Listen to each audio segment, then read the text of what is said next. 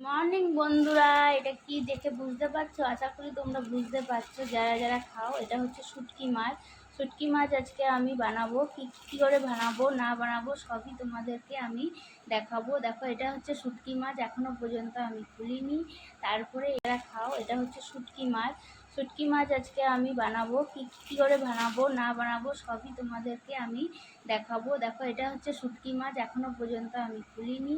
তারপর মাছগুলোকে এরকম করে পিস পিস করে কেটে নিতে হবে। দেখো বন্ধুরা, এটা হচ্ছে শুকনো শুটকি মাছটা, আর তাই মাছগুলো এরকম করে পিস পিস করে কেটে নিতে হবে। তারপর কী করতে হবে তোমাদের কাছে সবই শেয়ার করব। এখানে দেখো, আমি পেঁয়াজ, আদা, রসুন আর লঙ্কা রেডি করে নিয়েছি। আমার এটা কিন্তু 10-15 মিনিটের মতো ভালো করে সেদ্ধ হয়ে গেছে। তারপর দেখো, আদা রসুনটা আমি ভালো করে পেস্ট করে নেব। কিন্তু ভালোই নরম হয়ে গেছে।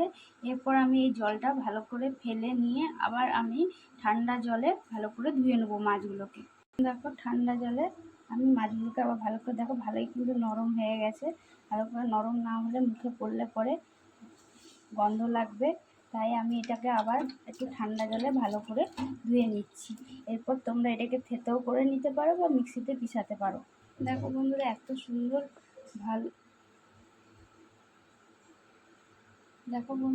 সুন্দর ভালো সেদ্ধ হয়েছে যে শুটকি মাছটা ভালো করে জলে ধুয়ে নিচ্ছি। আর এখানে আমি গরম জল করতে বসিয়েছি। এরপর আমি এই মাছগুলোকে নিয়ে গরম জলের মধ্যে দেবো, ভালো করে সিদ্ধ করে, যাতে গন্ধটা না লাগে তার জন্য ভালো করে সিদ্ধ করতে হবে। কারণ গন্ধটা লাগলে পরে তখন খেতে ভালো লাগবে না। এটা গন্ধ লাগে না, কিন্তু ভালো করে যদি তোমরা সেদ্ধ না করো এটাতে কিন্তু গন্ধ লাগবে। এত সুন্দর ভালো সেদ্ধ হয়েছে যে হাত দিয়েই ভেঙে যাচ্ছে।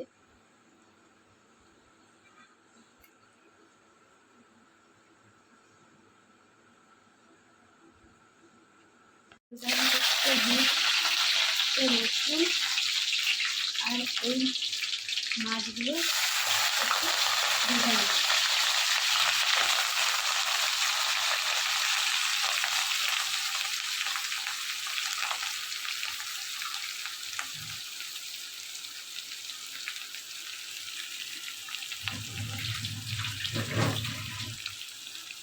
একটু ভালো করে ভেজে নেব।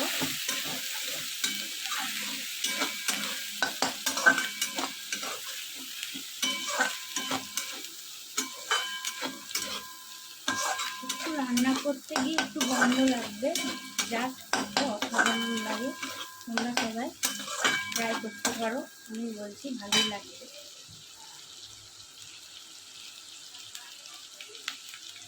এর মধ্যে দিলাম পেঁয়াজ কুচি,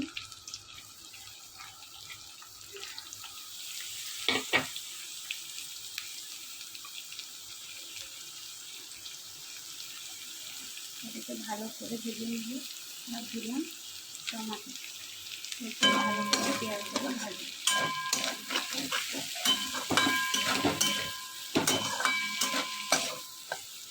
বন্ধুরা, আমার পেঁয়াজটা কিন্তু অলরেডি ভাজা হয়ে গেছে। এরপর আমি এর মধ্যে দিয়ে দেবো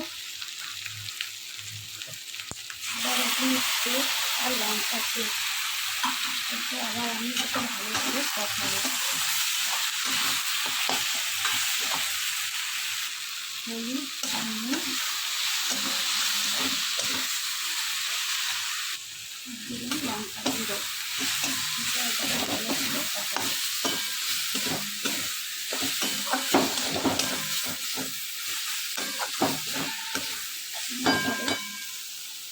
এর মধ্যে দিয়ে দিতে হবে এই শুকনো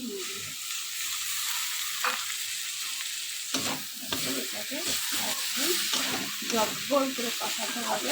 কষানোর উপরে টেস্ট বাড়বে, না কষালে পরে কিন্তু খেতে পারবে না।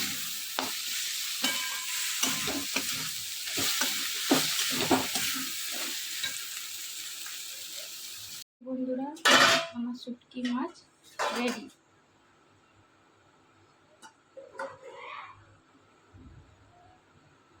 বন্ধুরা, আমার শুটকি মাছ রেডি।